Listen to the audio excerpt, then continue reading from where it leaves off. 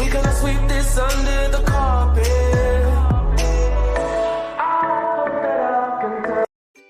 Assalamualaikum warahmatullahi wabarakatuh. Halo teman-teman semua. Perkenalkan, nama saya Firana Laili Nasriatul Ahadiah dari kelas reguler B dengan NIM P1337 431220095 semester 3 Politeknik Kesehatan Kemenkes Semarang. Nah, di sini saya akan menjelaskan atau membahas tentang isi piringku pada usia 13 sampai 15 tahun. Nah, di sini saya akan menjelaskan dengan tema atau judul Wujudkan Remaja Ceria dan Berprestasi Bersama Isi Piringku. Untuk edukator sendiri terdiri dari Atifa, saya sendiri Firana, ada Erlia dan juga Syafa. Sebelumnya untuk adik-adik semua, jadi nanti akan diberikan soal pretest terdiri dari 5 soal. Adik-adik bisa mengerjakan sebelum dari kakak-kakak semua yang ada di sini menjelaskan tentang isi piringku. Nah, setelah kakak-kakak semua menjelaskan tentang isi piringku, adik-adik bisa mengerjakan kembali yaitu soal post-test. Yang akan kita bahas pertama yaitu remaja. Nah, banyak sekali dari kita yang sudah mengetahui remaja, tetapi kita belum mengetahui tentang pengertiannya. Apa sih yang dimaksud remaja? Apa itu remaja? Nah, jadi remaja didefinisikan sebagai masa peralihan dari masa kanak-kanak ke masa dewasa. Pada remaja merupakan waktu terjadinya perubahan yang berlangsung cepat dalam hal pertumbuhan fisik, kognitif, dan juga psikososial. Nah, pada usia remaja ini, remaja merupakan usia di mana mereka dalam tahap usia pencarian jati diri. Nah, selanjutnya karakteristik remaja sendiri dibagi menjadi 3. Ada karakteristik biologis, transisi kognitif, dan juga transisi sosial. Nah, yang pertama yang akan kita bahas yaitu tentang karakteristik atau transisi biologis.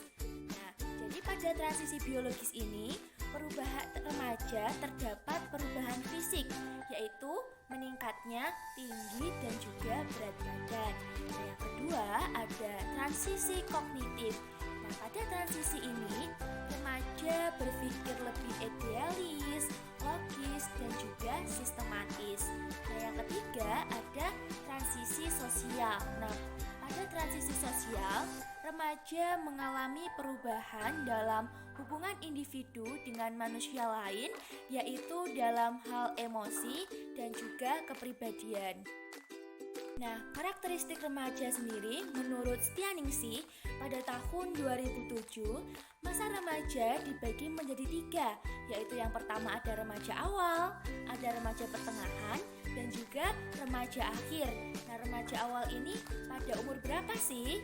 Jadi remaja awal pada usia 12 sampai 15 tahun. Nah, pada masa ini remaja mengalami perubahan jasmani dan perkembangan intelektual yang sangat pesat. Yang kedua, remaja pertengahan. Nah, remaja pertengahan berada pada usia 15 sampai 18 tahun. Nah, pada masa ini remaja menemukan kepribadian diri atau jati dirinya. Yang ketiga, ada remaja akhir, yaitu berada pada usia 18 sampai 21 tahun. Nah, pada masa ini remaja sudah matang dan stabil. Nah, selanjutnya tadi kita sudah mengetahui tentang apa itu remaja. Selanjutnya yang akan kita bahas yaitu masalah gizi pada remaja. Nah, yang akhir-akhir ini yang menjadi pembahasan yaitu masalah gizi pada remaja. Lalu, apa saja masalah gizi pada remaja? Yang pertama yang akan kita bahas yaitu anemia. Jadi anemia adalah masalah yang paling umum dijumpai terutama pada perempuan. Nah, remaja perempuan butuh lebih banyak zat besi daripada remaja laki-laki. Nah, bagaimana cara mencegah kita agar terhindar dari anemia? Nah, yang pertama kita harus mengetahui dulu bahan makanan apa saja yang mengandung zat gizi tinggi. Nah, contohnya ada daging dan juga hati. Selain itu, kita juga harus mengkonsumsi vitamin C, juga gunanya untuk membantu penyerapan zat besi. Masalah yang kedua ada gangguan makan. Nah, gangguan makan biasanya terjadi pada remaja yang bulimia dan anoreksia. Nah, kedua gangguan ini biasanya terjadi karena obsesi untuk membentuk tubuh langsing dengan cara menguruskan badan. Nah, untuk adik-adik semua, pasti banyak sekali yang di usia 13-15 tahun ini mulai terobsesi dengan aku pengen langsing nih, aku pengen kurus, tapi gimana ya? Nah, terus banyak dari adik-adik yang mengambil istilahnya jalan ninja gini. Aku harus mengurangi konsumsi makan, misalnya sehari harus makan 1 kali. Nah, mulai sekarang kita rubah mindsetnya. Jangan terlalu terobsesi pada membentuk tubuh agar kurus, agar langsing. Tetapi bagaimana cara kita kita bisa mendapatkan tubuh yang ideal, tetapi dengan cara mengkonsumsi makanan yang sesuai dengan gizi seimbang atau isi piringku, agar nantinya tubuh kita terpenuhi kebutuhannya. Seperti itu. Selanjutnya, gangguan yang ketiga ada obesitas. Nah, obesitas ini banyak sekali ditemukan pada kalangan remaja. Disebabkan oleh ketidakseimbangan antara konsumsi kalori dan kebutuhan energi. Nah, bagaimana caranya kita untuk mencegah obesitas, atau gimana sih caranya kita untuk menurunkan berat badan? Yang pertama, buat adik-adik semua harus rutin olahraga dan mengatur pola makan. Nah, biasanya nih pada usia 13-15 tahun tuh kebanyakan dari remaja sering rebahan, sering nonton drakor sambil rebahan, jarang olahraga, malas-malesan. Nah, mulai sekarang ayo kita rubah perlahan-lahan menjadi kebiasaan atau pola hidup yang sehat dengan cara olahraga dan juga mengatur pola makan. Isi piringku merupakan panduan yang menunjukkan sajian makanan pada setiap kali makan. Nah, secara umum, isi piringku menggambarkan anjuran makan bergizi seimbang dalam satu piring, yaitu dalam satu terpiring terdiri dari sepertiga bagian piring diisi sayuran, sepertiga piring lainnya diisi makanan pokok, 1/6 diisi lauk pauk, dan 1/6 bagian sisanya diisi buah-buahan. Nah, isi piringku juga menekankan 4 hal penting. Yang pertama, cuci tangan menggunakan sabun dan air mengalir. Nah, untuk adik-adik semua, misal adik-adik masih di sekolah, kalau mau makan, jika mau makan bekal, mau sarapan, biasakan dulu setelah bermain atau setelah melakukan kegiatan yang lain, mencuci tangan. Mencuci tangan bisa menggunakan air mengalir dan juga sabun. Seperti itu. Yang kedua, minum air putih minimal 8 gelas sehari. Yang ketiga, aktivitas fisik minimal 30 menit sehari. Nah, mulai sekarang, ayo dikurangi rebahannya dan ditingkatkan olahraga. Yang keempat, ada pantau tinggi dan berat badan. Jadi, sebagai remaja, kita harus sering-sering mengontrol tinggi badan dan juga berat badan. Kemudian isi piringku yang pertama ada makanan pokok, sepertiga piring ada beras, jagung, roti, kentang, gandum, ubi, dan lain-lain. Selanjutnya, komponen yang kedua ada sepertiga piring yang terdiri dari wortel, ada bayam, ada sawi, ada buncis, dan masih banyak lagi. Komponen yang ketiga terdiri dari lauk pauk seperenam piring. Nah, lauk pauk sendiri dibagi menjadi dua, ada lauk pauk hewani dan juga lauk pauk nabati. Lauk pauk hewani terdiri dari ayam, ikan, daging, telur. Sedangkan untuk lauk pauk nabati terdiri dari tahu, tempe. Selanjutnya, komponen yang keempat ada buah-buahan. Nah, buah-buahan sendiri ada seperenam piring. Misalnya saja ada pisang, pepaya, dan juga salak. Tadi kita sudah belajar tentang apa itu isi piringku. Komponen-komponen isi piringku apa saja?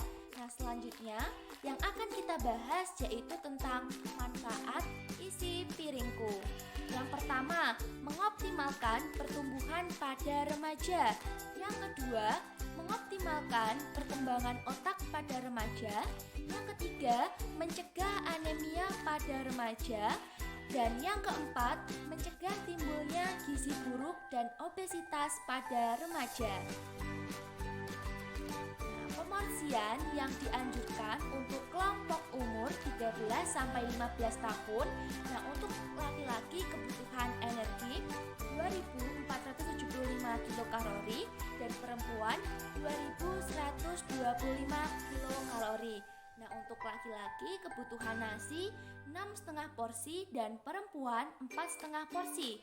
Kebutuhan sayuran laki-laki 3 porsi dan perempuan 3 porsi. Kebutuhan buah laki-laki 4 porsi dan perempuan 4 porsi. Kebutuhan tempe laki-laki 3 porsi dan untuk perempuan 3 porsi. Kebutuhan daging laki-laki 3 porsi dan untuk perempuan 3 porsi. Kebutuhan susu laki-laki ada 1 porsi dan perempuan 1 porsi. Kebutuhan minyak pada laki-laki ada 6 porsi dan perempuan 5 porsi, serta kebutuhan gula pada laki-laki 2 porsi dan perempuan 2 porsi.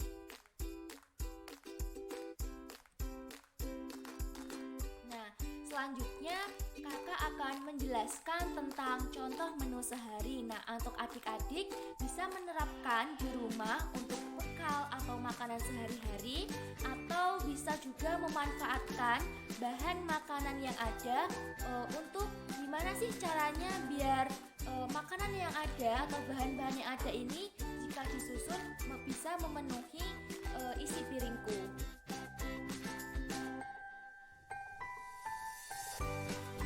Menu makan pagi terdiri dari nasi putih, daging, tahu goreng bumbu ketumbar, tumis buncis kecap, dan juga buah semangka. Untuk selingan pagi yaitu ada salad buah.